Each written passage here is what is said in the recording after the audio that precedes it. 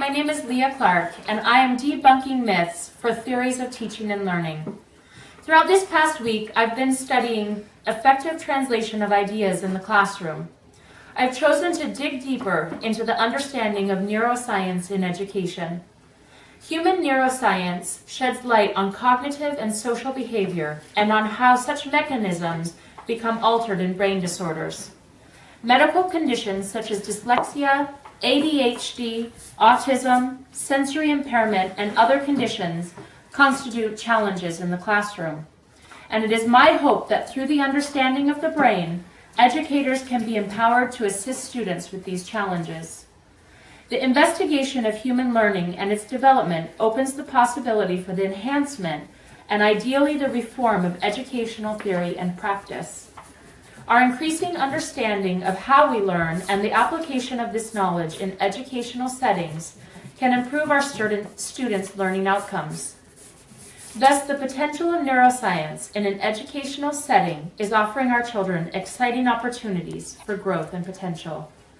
The need for evidence-based interventions is based on the fact that intervention may offer improved classroom settings, relief to both teachers and families, while improving the quality of life for individuals. Early intervention for developmental disorders widens the possibility of brain plasticity and opportunity. Neurological intervention through educational convergence can offer new hope for teachers as well as to the families.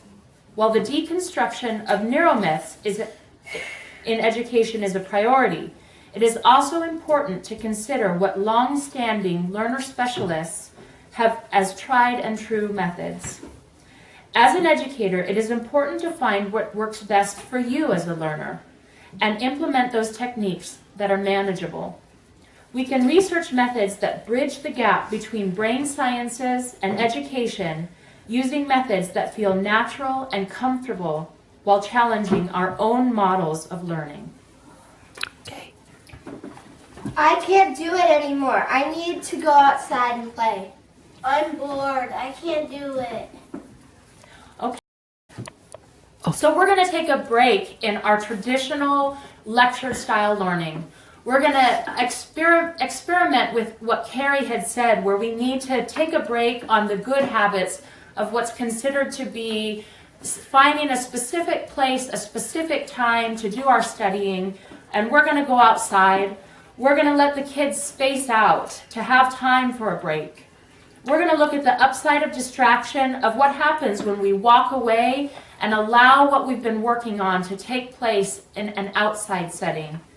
And then we're going to see if the children can learn without thinking, without me trying to implement something, what they're able to learn.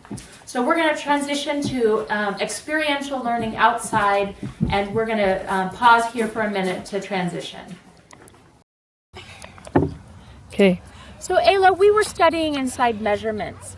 Now that you've had some time to move and run and play, we've decided to go ahead and continue our measuring lesson outside. What are some things that you found to measure? I found this ball and this piece of wood. Okay, let's go ahead and measure the ball first. It's 7. Can you turn that over? There you go. It's 7 inches. 7 inches? Where else have you seen something that's 7 inches? On my paper, there was a line that was 7 inches. Does that mean that the length of the ball and the line on the paper are both the same length? Mm-hmm. Okay. So what else did you find that you wanted to measure? This piece of wood. Okay. And it is 23 inches. Mm-hmm. And that's close to 24. That's close to 2 feet. Yeah, 24 inches is 2 feet. That's right. So Isaac, what did you find that you wanted to measure? I found a skateboard. Okay, can you bring it over here?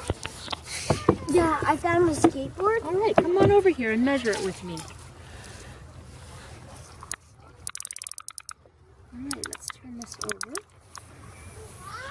So you always want to make sure that the beginning line of your measurement is at the very beginning, and that I put it just to the end of the object. All right, so how many inches is in 1 foot? 12. All right, so let's see how many feet your skateboard is.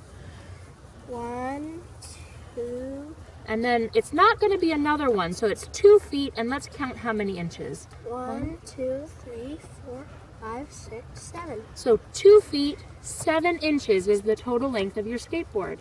Oh. Awesome, good job, buddy. All right, so we were looking at how studying math and measurements can translate into an experiential learning for the students. Inside, we were trying to evaluate on paper. They needed to be able to move, to have physical activity incorporated into their daily routine. We were able to look at what Carrie talked about with breaking some of those traditional habits of thinking that you have to be in one space and time to learn the best, giving the kids time to space out for a break. We looked at what distraction can do for their learning, allowing them to come outside. Ayla was able to connect and apply the difference between something that's on the piece of paper into reality, into the real world. And this gives them the opportunity to have that teaching and theory in real life. Thank you so much, and see you next time.